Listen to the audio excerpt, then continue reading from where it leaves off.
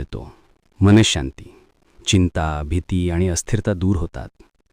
दैवी संकेत, स्वप्नात किंवा जीवनात मार्गदर्शन मिळते. कर्मशुद्धी, मागील जन्मांचे किंवा या जन्माचे नकारात्मक कर्म नष्ट होतात. शारीरिक लाभ, मानसिक थकवा आणि दीर्घकाळ चाललेले आजार कमी होतात. इच्छा पूर्ण होणे, सच्च्या श्रद्धेने केलेला जप ईश्वराच्या दरबारासारखा प्रभाव निर्माण करतो. काही साधकांचे अनुभवही अद्भुत आहेत. उदाहरणार्थ, एका साधकाने श्री स्वामी समर्थ मंत्र 1.25 लाख वेळा जपत नोकरी मिळवली.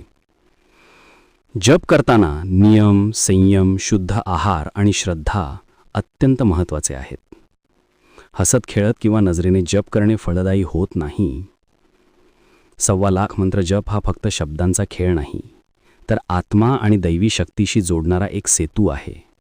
जीवनात सकारात्मक बदल हवा असेल तर आज